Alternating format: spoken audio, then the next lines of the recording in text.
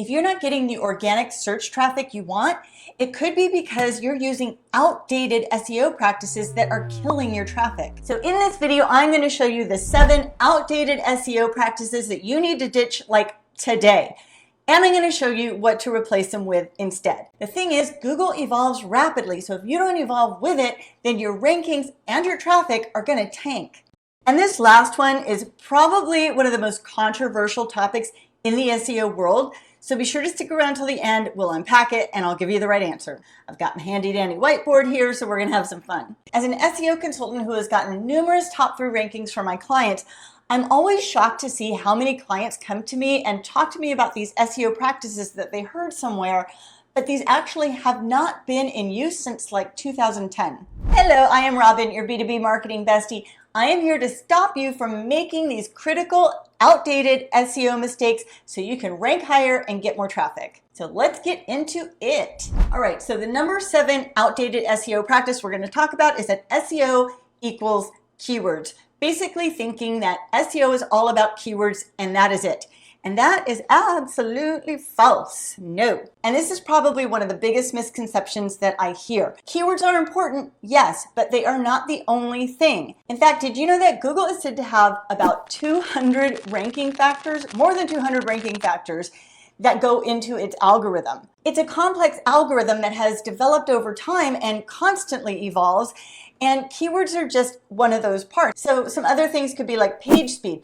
How fast does your page load? Backlinks are another factor. So how many websites are linking to your website and what kind of quality backlinks are they? And then there's user engagement. So once somebody comes to your site, are they engaging with it or are they bouncing right away? And these are just 3 extra things of the 200 plus ranking factors. So you cannot think that it's all about the keywords. So you really need a well-rounded SEO strategy that looks at everything in a holistic sense. The number 6 outdated SEO practice is to target high volume keywords only. And this basically means that you only want to go for keywords that have a lot of search traffic or a lot of searches per month. And this is also false.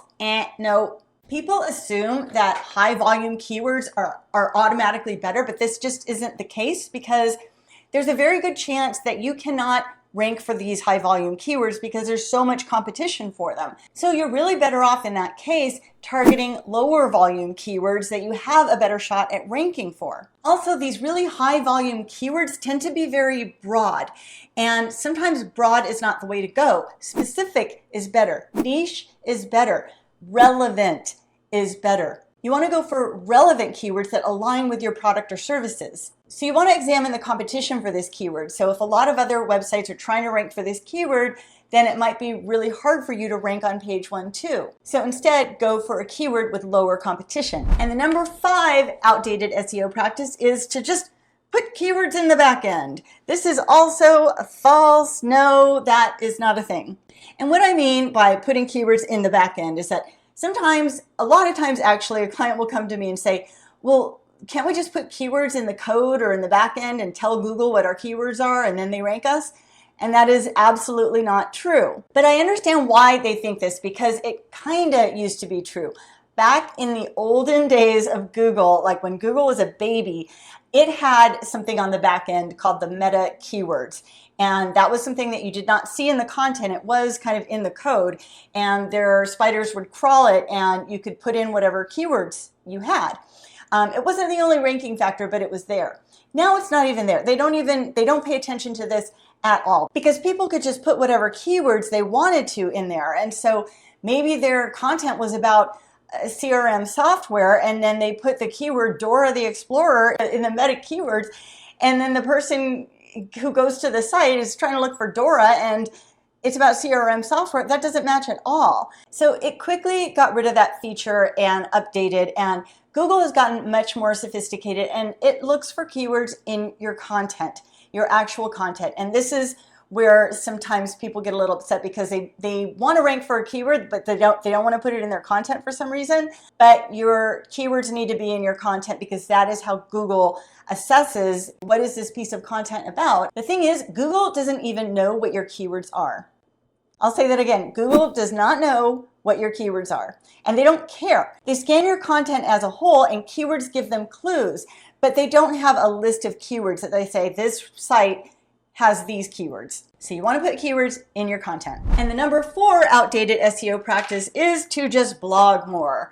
And this is a little bit nuanced because consistent blogging is a good idea generally, but just this advice on its own, blog more, no, not going to cut it. So simply blogging more isn't going to help if you're blogging more, but your blogs are poor quality, or you're not targeting the right keywords, or it's not optimized properly. So instead, focus more on quality. So instead of just putting out a whole bunch of low quality posts, put a little bit more time into it. Make sure that they're optimized properly. Make sure that they're optimized with the right keywords. So you got to do keyword research. And also make sure that it's really high quality blogs. So you're answering the right questions. You're covering the topic comprehensively. It's written really well. Google looks at these things. And if you want to know how to optimize a blog post, I created a whole video on that. It also has a keyword placement checklist that people seem to love. So be sure to check that out. I'll link it down in the description box below. Now, before we get into the number 3 outdated SEO practice, and it is a very outdated one, be sure to do all of these things here below, all the things. I would appreciate it. Thank you. And the number 3 outdated SEO practice is that keyword density matters. And this used to matter in Google's algorithm, but it does not, and it has not since probably 2013. So that is a no also. So what is keyword density? So keyword density refers to the percent that your keyword appears in relation to the overall word count on the page. So for example, if you've got a blog post, it's 1,000 words, and you have a 1% keyword density, that means that the keyword appears in that blog post 10 times. So 1% of 1,000 is 10. And Google used to look at this, but it does not anymore. It doesn't care how many times your keyword is in there. It doesn't count. There's no way that it looks at one blog post and another blog post and says this keyword density is higher, therefore we're going to rank it higher. It's not the way it works. Again, Google's gotten very sophisticated, and it can look at context as well, not just counting keywords. You do still want to include your keywords. That still is important, and my advice typically is to use it as many times as you can while still sounding natural. So you don't just want to stuff keywords in there. That's actually a black hat technique that can get you penalized in Google. People used to just put the keyword over and over again, and that could potentially rank, but not anymore. So you just want to include it where it makes sense in your content. But again, you need to incorporate it in a way that sounds natural. And the number 2 outdated SEO practice is that SEO is one and done. And this basically is just the idea that you only need to optimize once, and then that's it. You set it and forget it. That is nothing could be further than the truth, unfortunately. Google updates its algorithm, get ready, hundreds, some even say thousands of times a year. And yes, that could mean that the rankings are going to change as well. Plus, new competitors might come on the scene and push you out of your rankings. SEO is something you have to stay on top of and monitor every month and make refinements. So it's basically optimize, measure, refine. Optimize, measure, refine, and you keep doing that over and over and again. And the number 1 outdated SEO practice is about word count. That word count does not matter.